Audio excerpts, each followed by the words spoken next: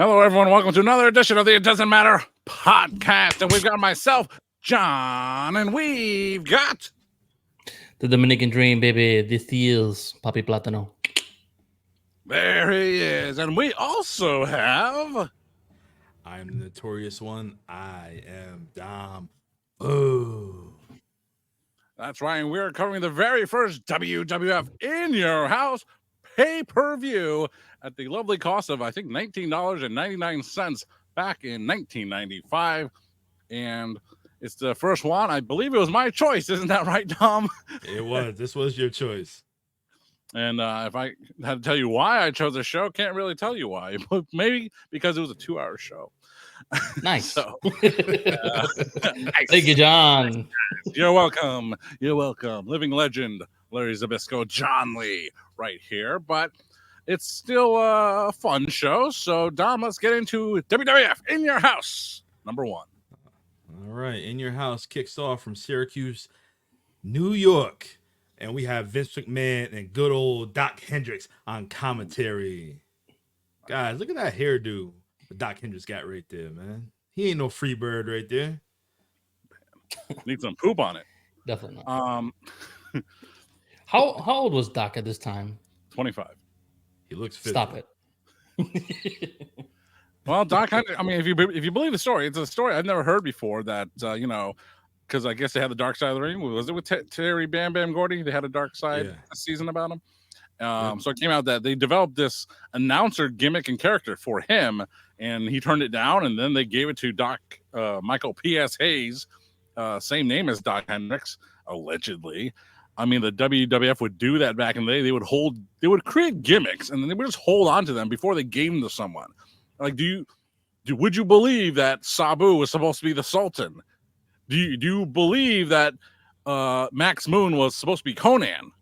Do you believe that the Goon was supposed to be Chris Jericho? Oh, jeez. Could have happened, I guess. So who could have been Freddie Joe Floyd, though? That's the real question. But yeah, so this is Doc Hendrix and Vince McMahon opening the show. Something they've kind of brought back into modern pro wrestling, the announcers opening the show. Nothing wrong with that. I mean, Vince McMahon had a lot of energy as an announcer, and Doc Hendrix was always on cocaine, so he was a great person to open the show. Who knows what I'm on right now? And but yeah, these guys are opening the show, and a lot of high energy from these guys. Dom, high energy. Well, our first match has a lot of high energy. We have the greatest of all time. We have Bret the Hitman Hart taking on Hakushi.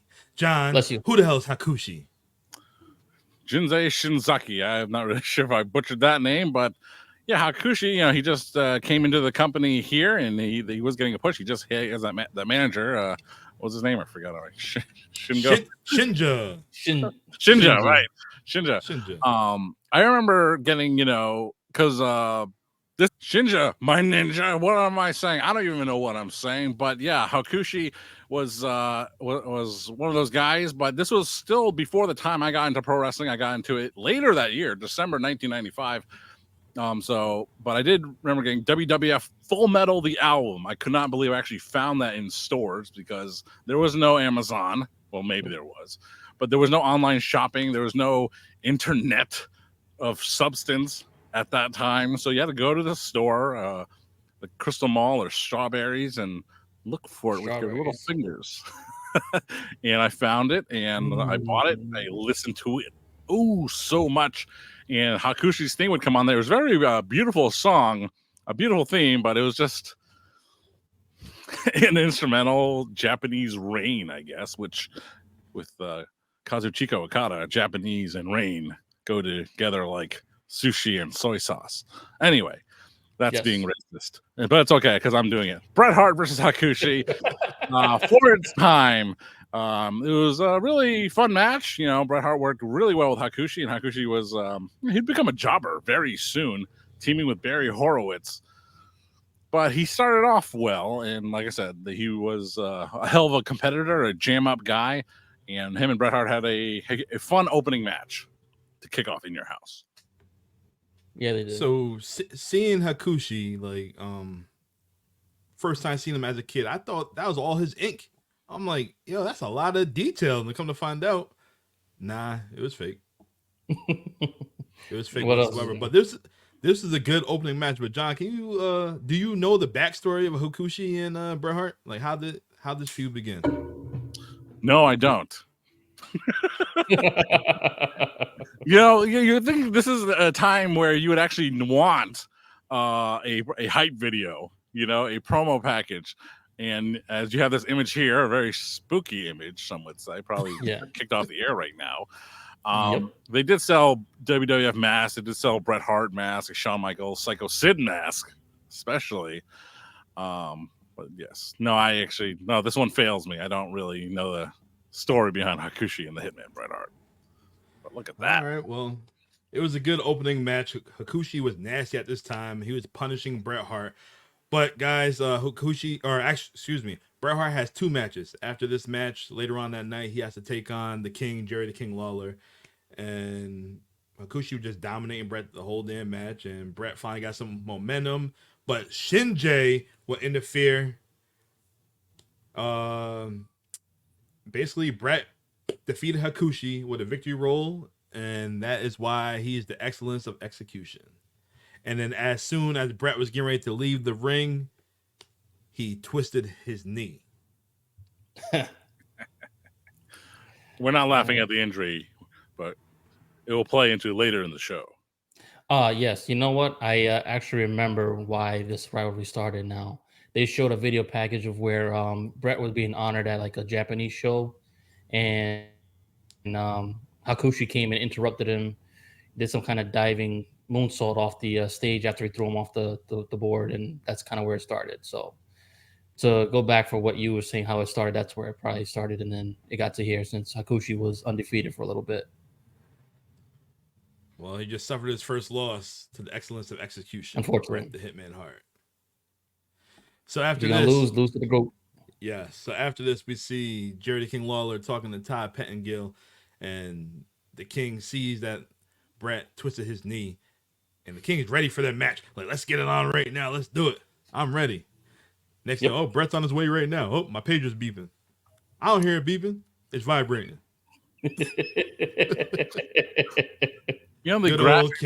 The graphic team, they're so used to blurring out the WCW hotline that they missed the actual phone number, as you can see in this graphic here. They usually just cover it up with that. But there it is, 1-900-737-4WWF. Kids don't call that number. No that longer number got me in service. trouble. Plenty of times. All right. So after this, they show all these drawings, 340,000 drawings that you could potentially win a house. That's crazy. They're giving away a house. Back in the day, giving away houses. Later on, Vince giving out money, Trump giving out money. Now, the only thing they're giving out now is lawsuits. Oh, shit. Well, trying to stop him. He should have just paid up, ponied up the dough. Mm. All right. Well, our next match, we have the bad guy, Razor Ramon, taking on Double J, Jeff Jarrett.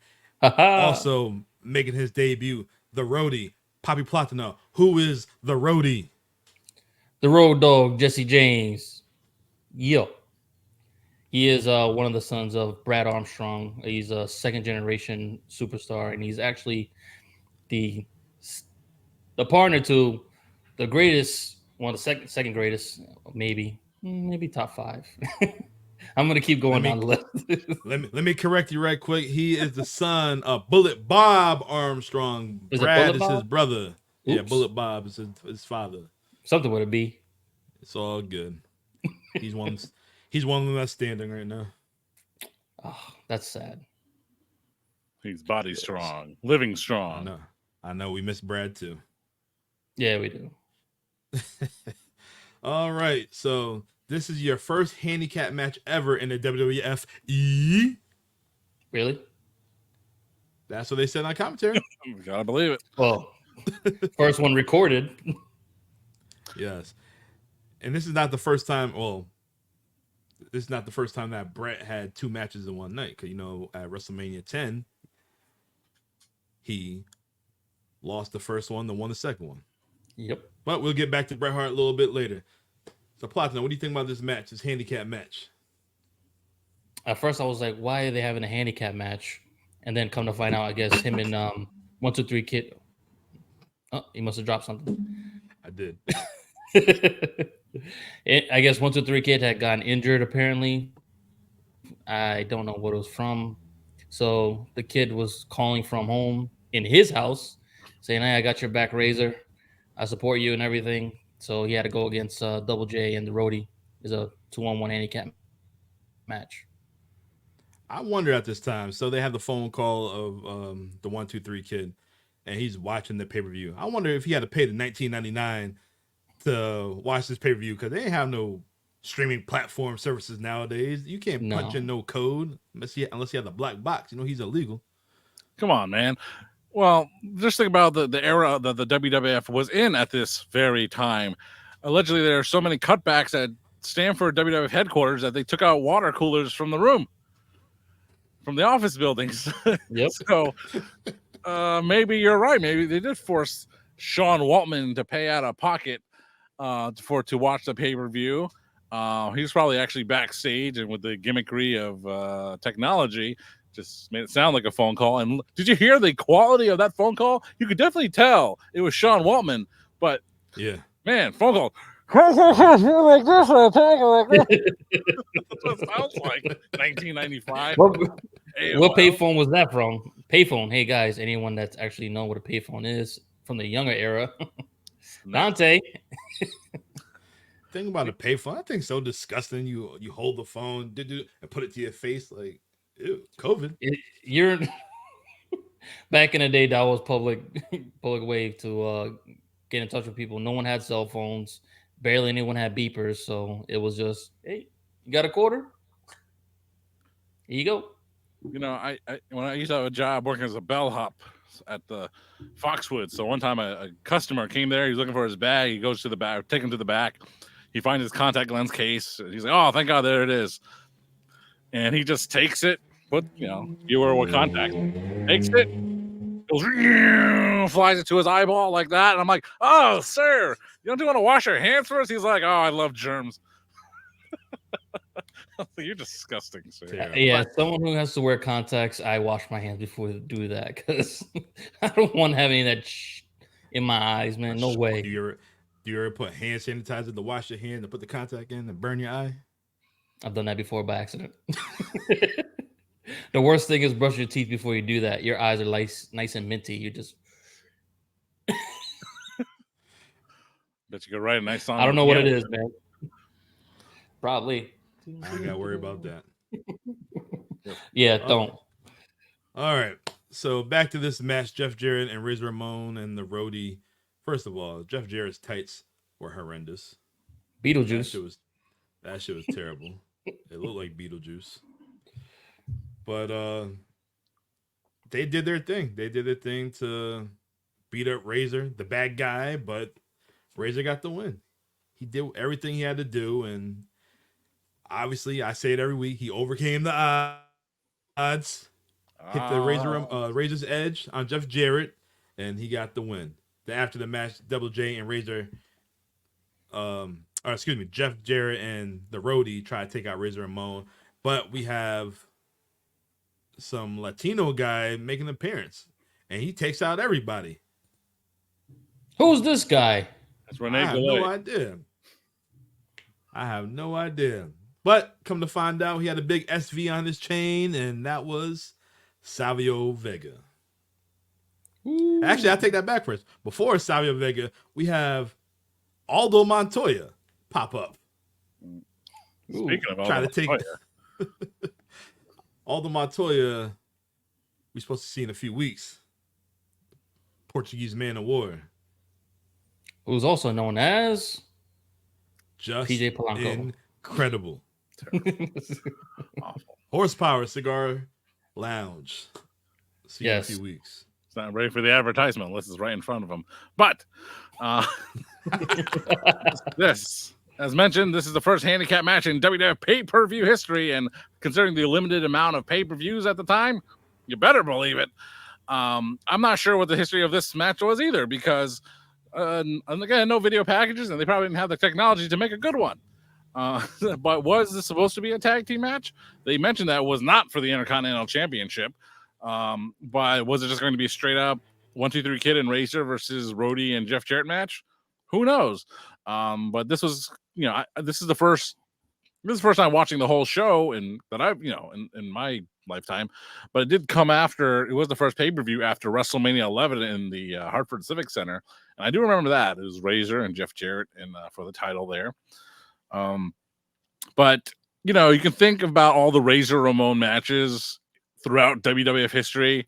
The ones that will come up the most would be with Shawn Michaels in 2 different ladder matches, facing off against Bret Hart for the title at a Royal Rumble, the tag team match where Mr. Perfect came back at the 91 or 92 Survivor Series. 91, I want to say. Yeah, one of those.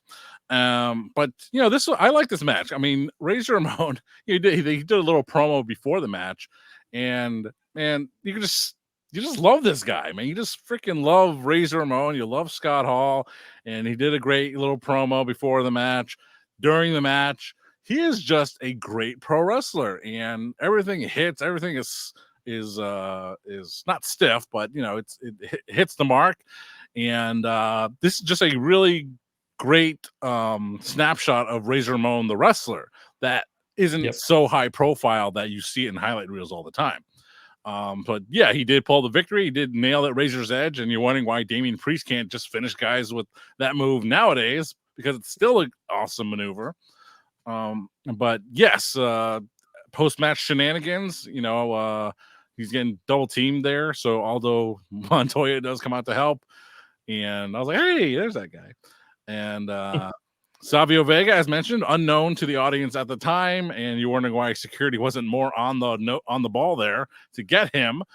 But I remember back at that time, Doc Hendrix on the Superstar show, he would say this in one breath. He would say, "The land sensation, sweep of the nation, Savio Vega," just like that. Very, very enunciated. It was wonderful. Doc Hendrix did a wonderful job.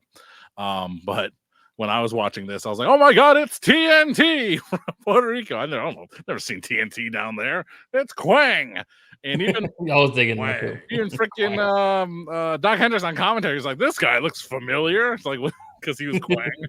Yep. But yeah, this was just a way to introduce. Maybe this whole thing was a setup. 1, 2, 3 Kid was not injured. It was a setup so they could debut this guy under a new gimmick. Yep. And yeah, Savio Vega, he'd have a decent push. One of the guys that claimed never got an action figure made of himself in the proper way. He had a Nation of Domination figure. That's not Savio Vega. 2 of them, as a matter of fact. One with a white tank top and one with a black tank top. And I used to paint my action figures back in the day. So I had a little paint kit, and I took one of those extra Savio Vega figures with no posability, and I painted him up, and I christened him the Puerto Rican Patriot. Yes. Make fun of me if you want, and you should. But I remember bringing that to school, and they're my friends. Some friends they were making fun of my Puerto Rican Patriot. But at the end, they said, "Nice paint job. You're damn right. I got to find that figure, and we'll bring it on the show." And we'll put it on eBay. We'll never put it on eBay. But I think the major wrestling figure podcasts, Zack Ryder and then Kurt Hawkins, those guys, they create a new line of action figures, making Hasbro style figures of guys that never got figures, and they made one of Savio Vega, and it looks awesome. I think it is up for sale, so find that, dig it up, buy it, and get an authentic 1996 version of the Latin sensation sweeping the nation, Savio Vega. Nice. Yeah. So, and also I'd like to mention Mr. Brian James, the Roadie. I mean, was he a trained wrestler at the time, or what was his skill set? I'm not really sure, but he looked purposely awful. He looked like a guy who was just learning how to wrestle, and that's exactly the kind of performance he should have had in this match. Just barely looking like he knew how to wrestle, dropping a couple of bows, a couple of kicks and stomps. So maybe he was holding back a bit, but yeah, so the road dog Jesse James in one of his first pro wrestling match in the WWF. Yeah, this match, guys, it definitely does matter. I totally agree. Yes, I agree. And Mama Ramon, happy Mother's Day. she's in Minnesota. I know. Right? Man, what a sham to the nation. Razor Ramon, Cuban hero, Caribbean hero. He's just some white dude from Atlanta, From Montana. What a I was like, fraud. really, bro? I really wish I could have met him before he passed away. I'm like, bro, In the gimmick. like, in the you gimmick. were my hero as a Dominican. That was our Latin star, and he wasn't even Latin. Scott Hall was so cool. Man. I remember one day he retweeted something I posted. I'm like, damn, it's like it's first thing. I think I tweeted out like, damn, it's first thing in the morning. Scott Hall is talking about tits and ass. And then he wrote back, can't forget the egg whites. Yeah. Typical Scott Hall fashion. I think I got a favorite in my history, but I remember you showing me that. Scott Hall, R.I.P.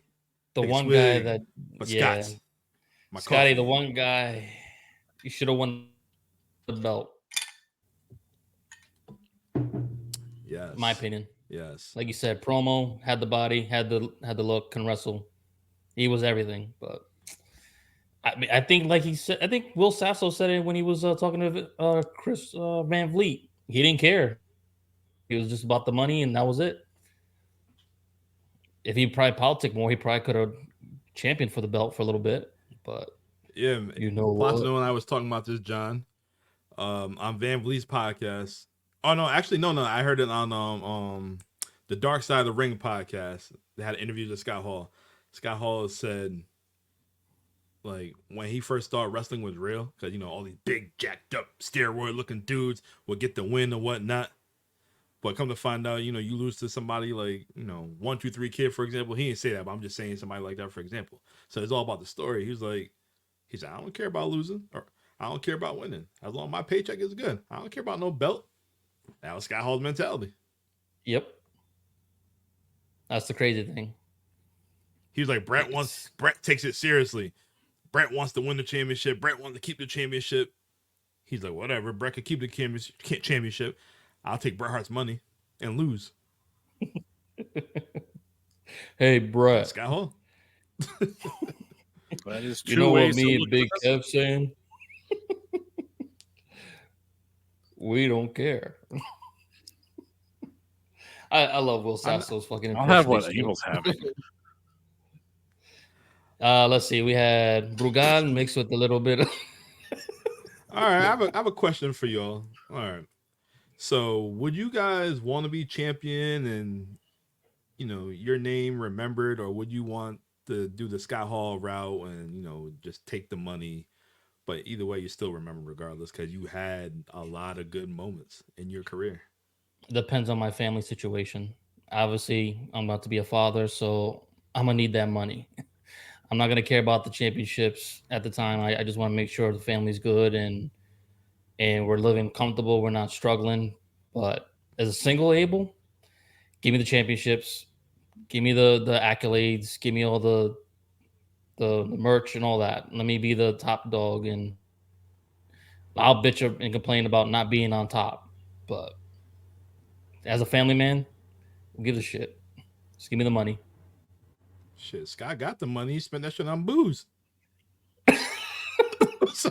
I'm speaking for myself.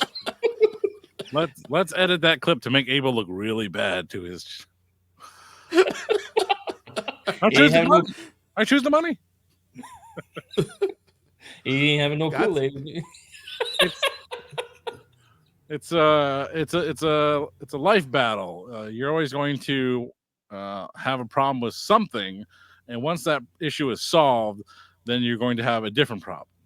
Yeah. So, if your problem is, if you can't find someone to be with, that is your main problem. You might work a lot and have a lot of money. I'm not speaking from personal experience or anything like that, but you can have a decent amount of money, but don't have a personal life, or you can have a great personal life and have no money. So Scott Hall, he can say what he can say. That he had a big, he had what did I watch? I think wasn't it Dark Side? I don't know. I was watching something with Scott Hall in it, probably his Peacock documentary, and he had a nice house, and he's married. He has a couple of kids, I think, right? Yep. So he had to support them. So of course he would need the money. He's like, I don't care. I could be the world champion, but if I can't pay for that house, who cares if I'm the world champion? That's his attitude. And he's totally right.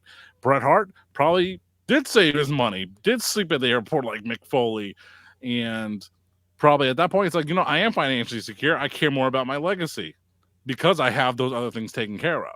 So it just depends on where you are from, where you are in your own personal life and who you can identify with. So some people can identify with the Bret Hart and his lifestyle. Some people can identify more with Razor Ramon's and Scott Hall's outlook on life, which just shows you why pro wrestling is for everyone.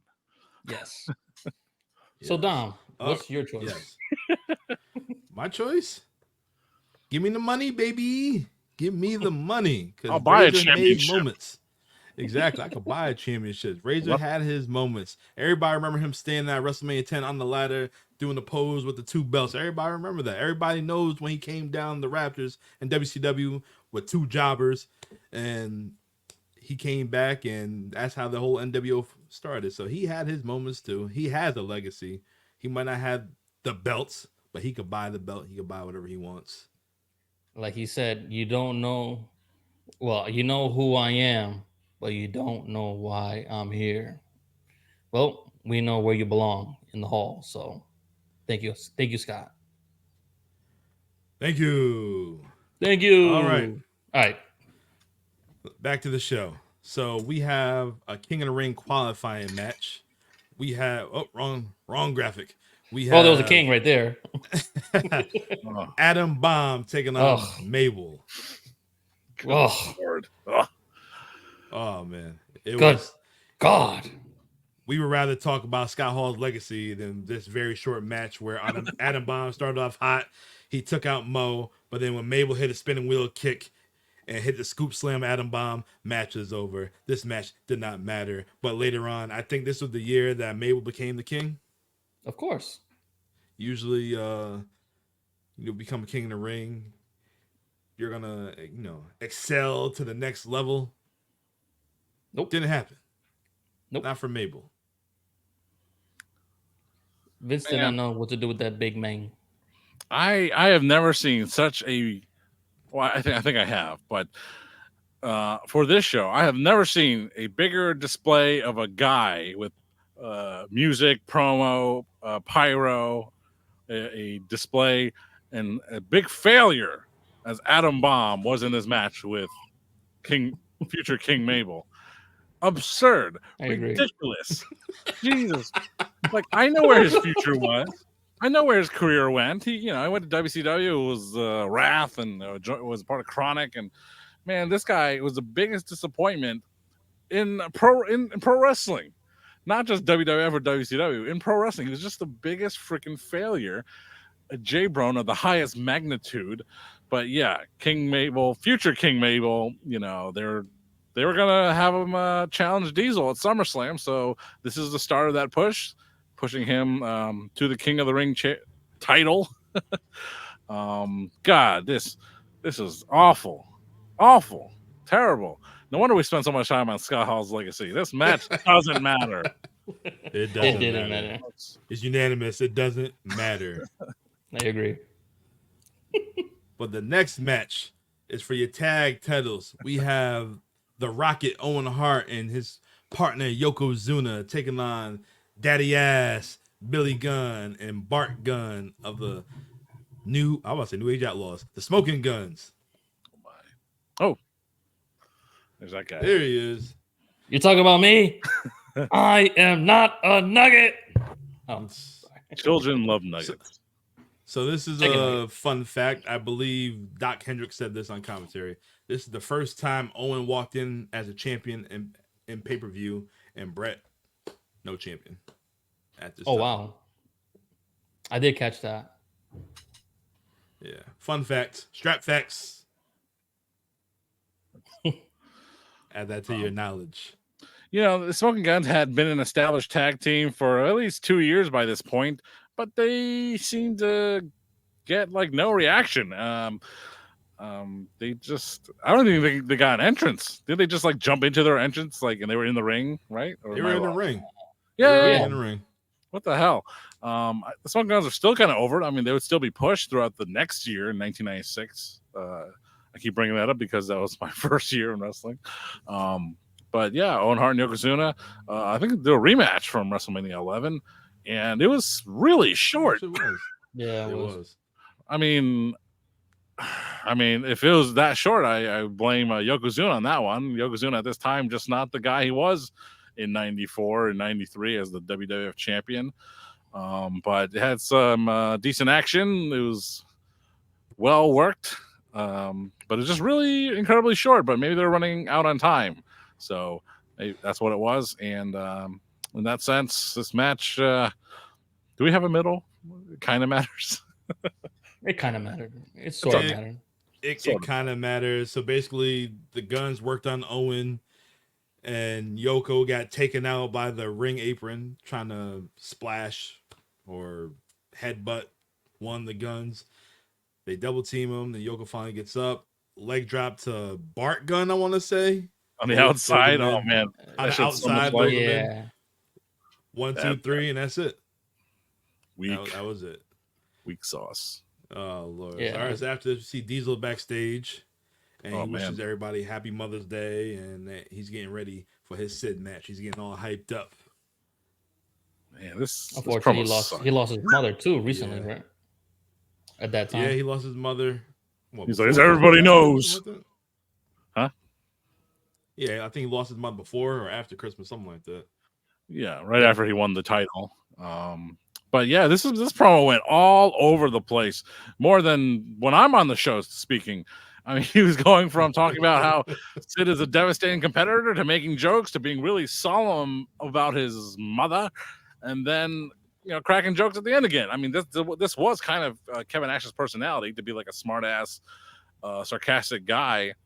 And I mean, he initially got over because he was such a badass bruiser guy for Shawn Michaels, and allegedly, he became WWF champion, started smiling a lot, lost his edge, I guess. But this is still early in his run as WWF champion, so he's still finding his way.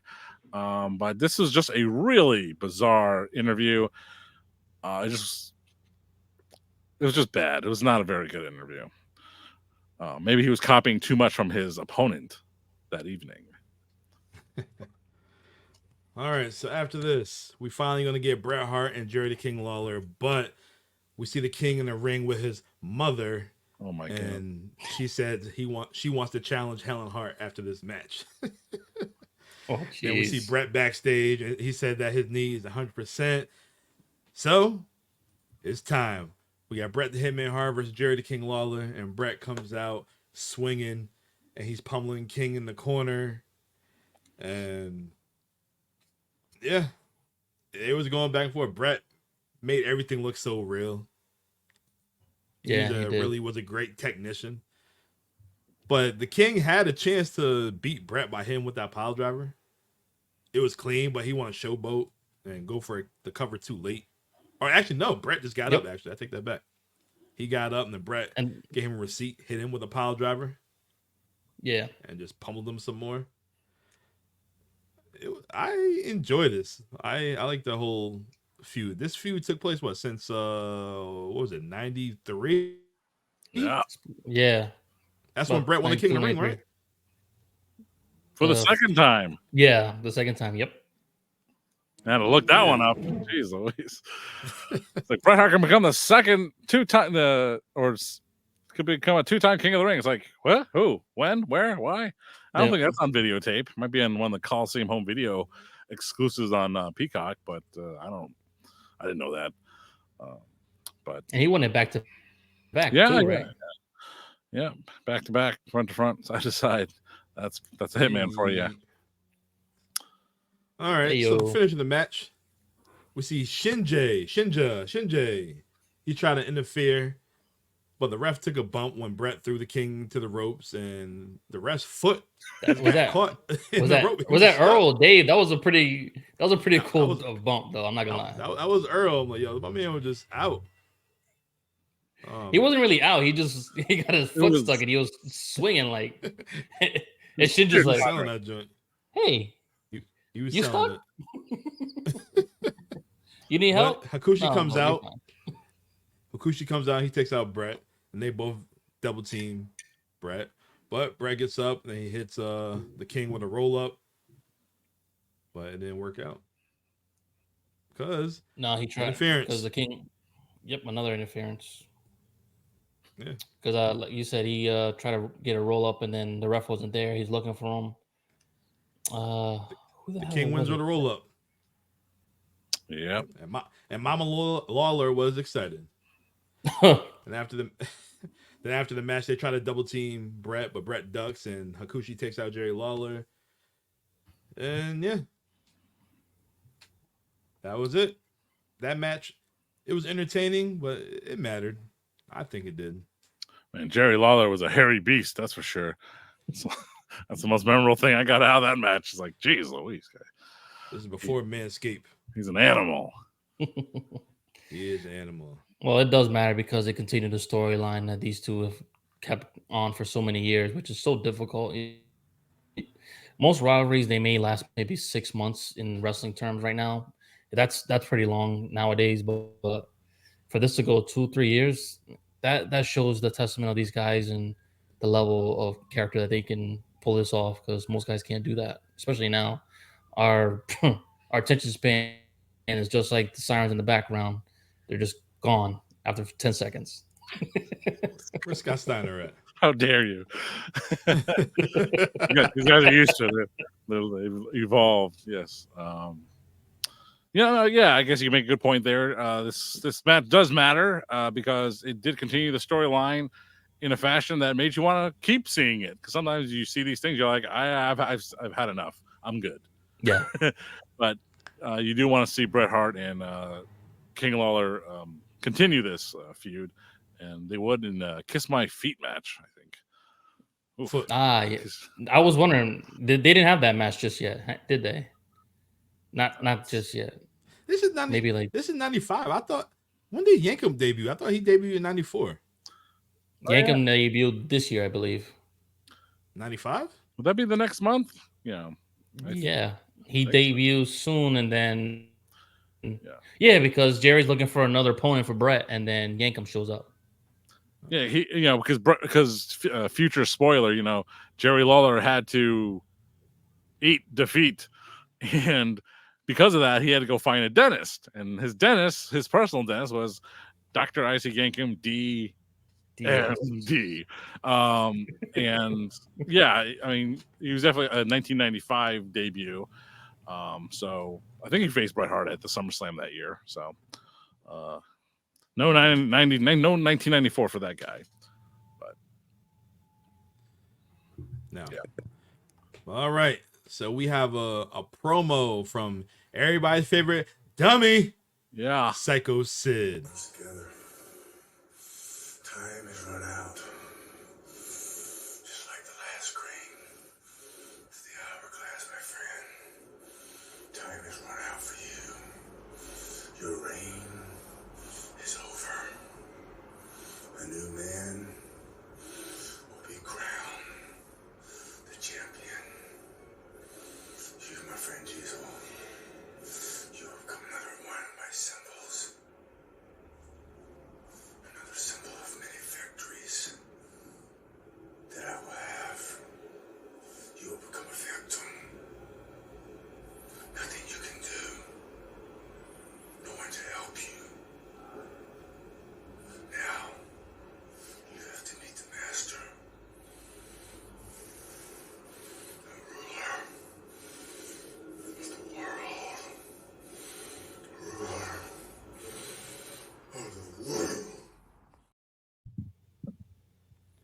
You know, after hearing that promo, I was highly disappointed.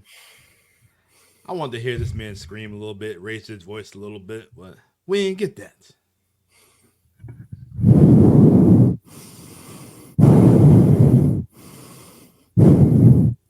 Dom!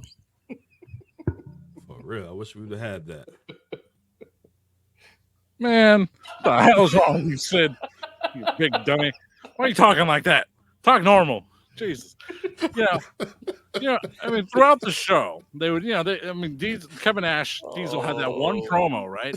But throughout the show, they kept mentioning this title match, and then they were building Sid up as they were building him up huge. Like he was really going to massacre Diesel and take the WWF title. They were building, and we're watching it with modern eyes. We're like, it's like, oh, he's this big vicious. I'm like, oh, this match is better be good. I knew it wasn't. I mean, I didn't see the whole show before, but I did seek out this show, the main event anyway, and I knew it didn't end properly. But all I can say is, the WWF was really giving Sid the massive push, and this match just, the match to come would eventually be a bunch of crap. But this promo in particular, man, he wasn't Psycho yet. I mean, not really. I mean, they were alluding to it, but they didn't call him. They still call him just Sid. Don't call me Psycho. Say it, McMahon. Say it. Go ahead, McMahon. I'm trying to save you. I mean, hey, man. I mean, we love Sid, the big dummy, but yeah, he sounds like I do after fucking Nikki's made some mango. That was good. For all the IDM ASMR fans out there. Oh, man. All right. You wonder why I love the guy. Well, we love you, Sid. We'll do a Sid show in the near future.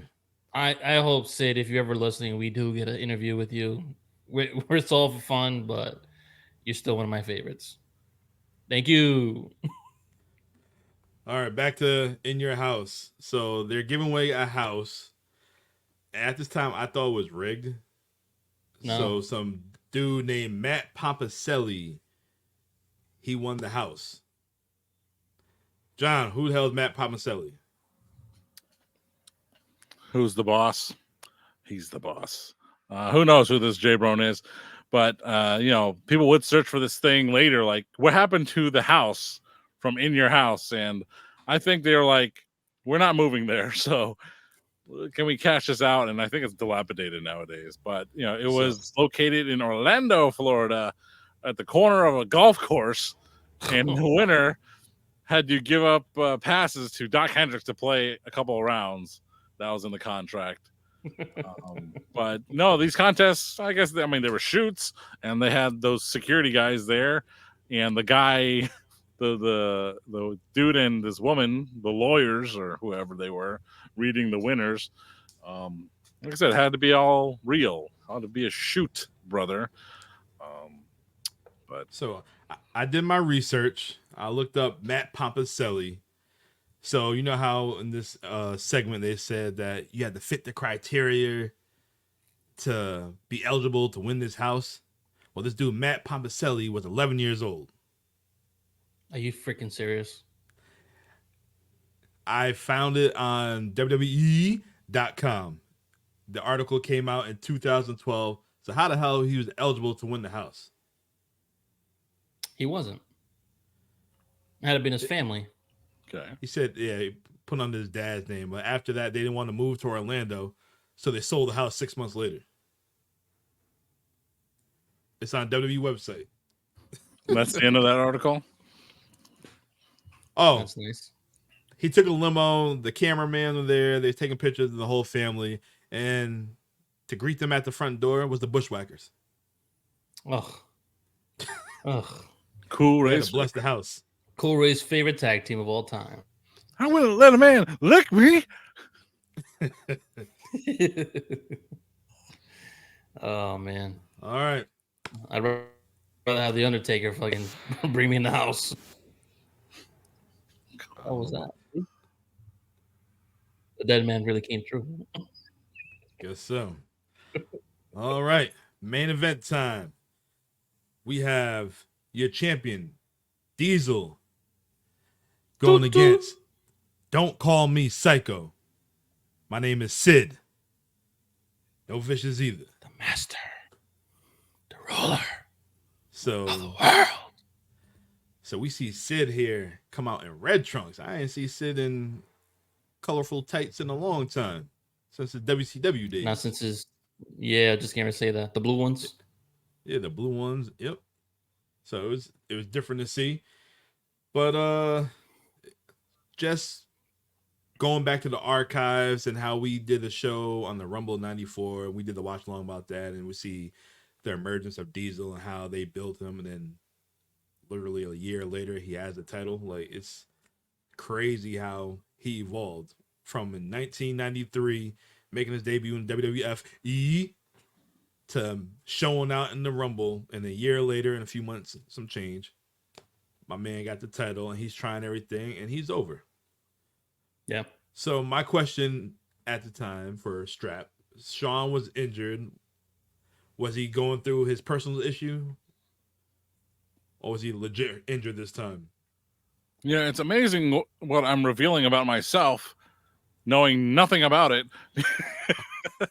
Because, you know, I mean, we do shows from all eras, and usually I got a bunch of factoids about things, and I'm seriously drawing a big blank on these incidents from 1995. So no, I don't recall anything particular with Shawn Michaels at this time. I think maybe he just needed a break after WrestleMania. But yeah, Shawn Michaels was, they keep mentioning his name, but no, they just, no, I got nothing. I got nothing for a good old heartbreak. Shit. Platinum, do you know? No, I don't. I don't think he was dealing with any demons, because when he did have that, he had the championship at the time. So I think this is more of just old injuries, or just injuries that just happened from all the wear and tear, and he just needed a break. Or Vince just said, "Hey, go find a new hold." Pam Anderson. That's a different hole. All right. So the match starts off hot. Diesel, he's hot. He's doing the damn thing. He's clotheslining Sid in the corner, the big knee and the forearms. And, you know, the roles got reversed. And my man Sid hit the powerbomb on Diesel, but he wants to showboat and not go for the pin. Right there, that's a dummy move right there. It's for the title. You got to capitalize. I agree. But Diesel goes for the snake eyes, then he hits the big boot, the jackknife, and then Tatanka came out of nowhere to interfere. Sid was in, Sid had the $1 Million Man, Ted DiBiase in his corner. So, but was he down with the $1 Million Corporation? Who? Sid. I'd say so. I would think so too. It's crazy because all right. I know John said he don't remember this. So this is after WrestleMania 11. This is 2 months after WrestleMania 11. Yeah. Yep. All right. So the main event for WrestleMania 11 was Bam Bam versus LT. Yep. Bam Bam lost that match. So Bam Bam comes out to save Diesel. So I'm assuming he got kicked out of the $1 Million Corporation. Big time. Yes. It's back. What the hell? Boy, we got to do a recap of 95. Like I said, my excuse is that I wasn't around for that era, but when I remember stuff from other parts of older pro wrestling, it's because I was able to watch it, or I was interested in it. This whole era is like a blank for me. Diesel's run is just a blank for me. No one watched it. Because the reason is because no one ever talks about it. Diesel's run as WWF champion was considered a failure, so they never bring it up. They don't have any great legacy matches of Diesel.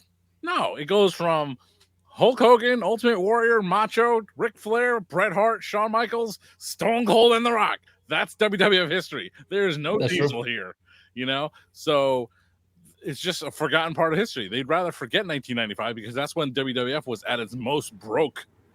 I mean, allegedly, arguably, so it's just a forgotten part of history that no one mentions because they didn't like it, they didn't watch it, and they hoped that it didn't exist. So in that sense, maybe it is worth a rewatch. Where's Lex Luger? Damn it!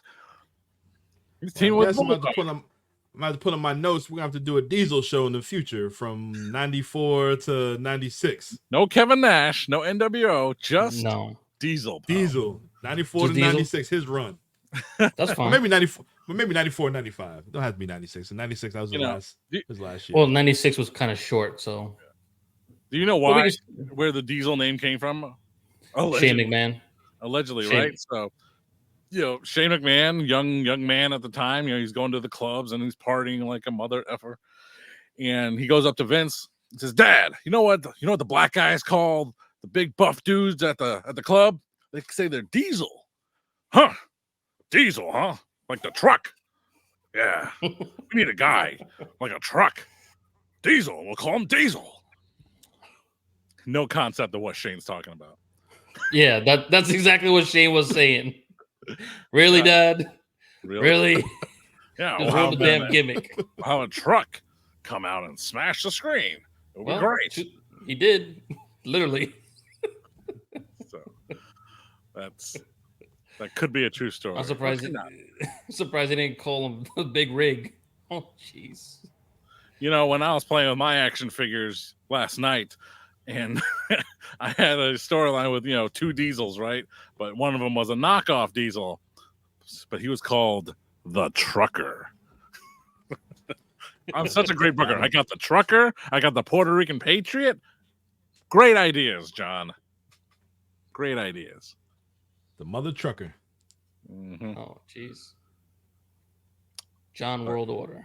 But, something I remember from this match the most was Psycho Sid, don't call him Psycho, is putting Diesel in the longest chin lock, the longest camel clutch in recorded modern history. I kid you not. I'm watching that. I went to go make a sandwich, came back, ate it, and he was still in a chin lock. I'm like, yeah. Rest hold, brother. Rest hold. Rest hold, man. Yeah. Oh, I was resting, all right. I was resting.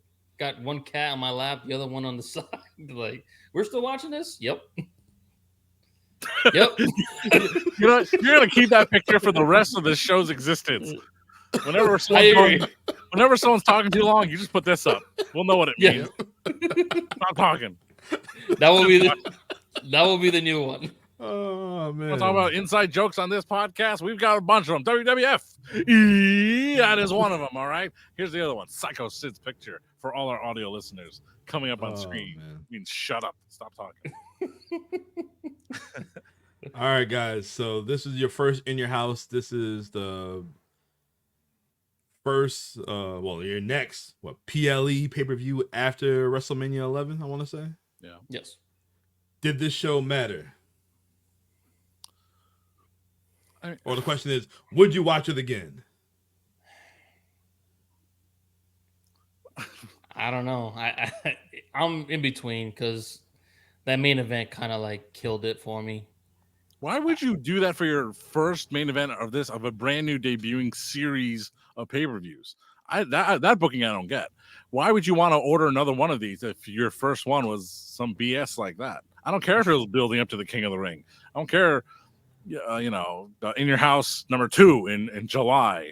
But this wasn't, it was 2 hours. So in that sense, easy to watch considering the nature of pro wrestling nowadays, that shows go on forever.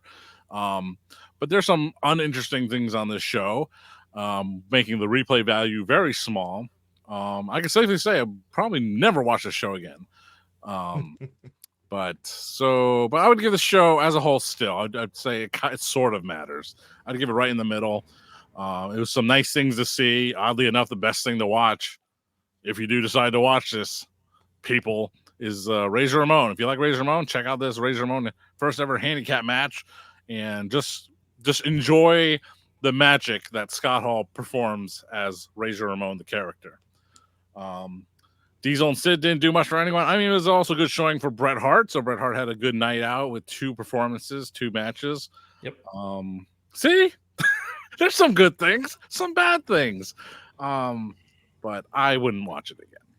I'm in the same boat with you, John. There were some parts that I agree with. The whole Scott Hall, Razor Ramon, when he went against two guys, which I was kind of interested. Like, all right, how the hell is he gonna pull this off? And baby faced it, and he did it. He did his thing. And the promos before, after, were just perfect. This guy should have been the champion, but he didn't care.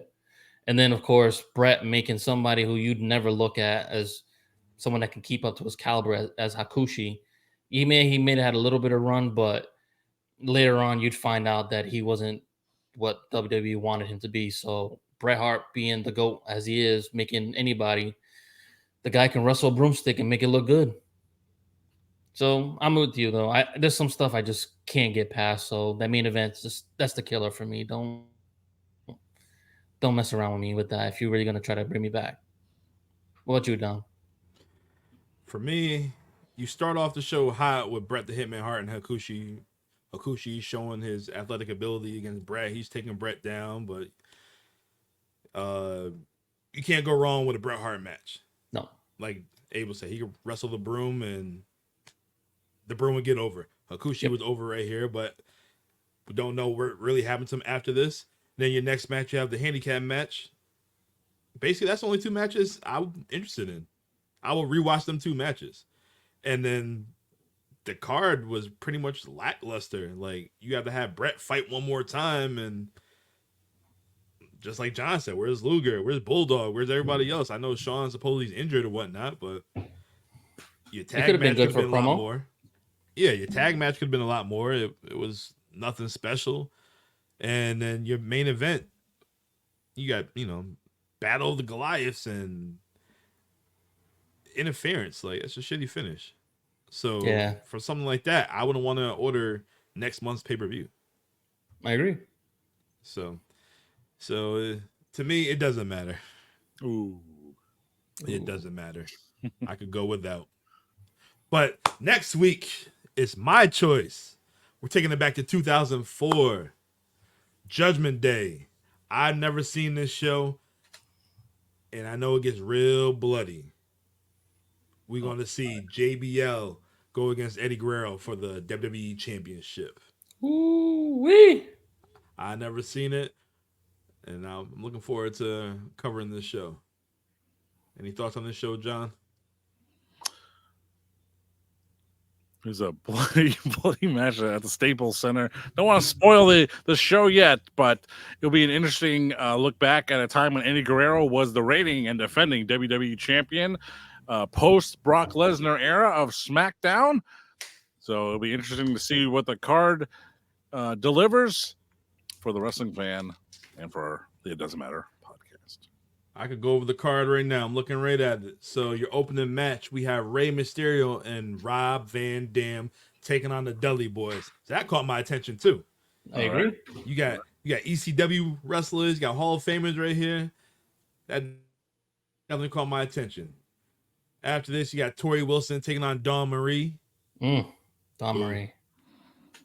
You got Mordecai taking on Scotty 2 Hotty. Nah. You got Charlie Haas and Rico going against Billy Gunn and Hardcore Holly. What? What is going? This Cyber Sunday? Hold on. Taboo Tuesday? That's for the tag titles, player. Okay. And then for your Cruiserweight Championship, you have Chavo Guerrero with Chavo Classics taking on Miss Jacqueline.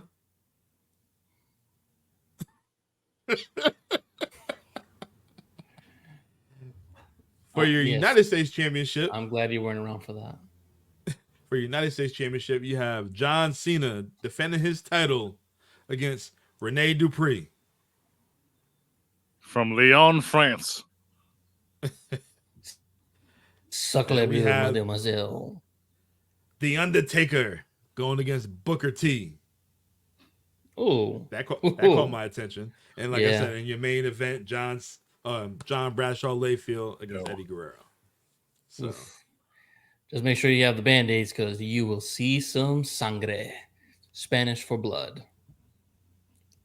Word of the day. Sangre. Accepted.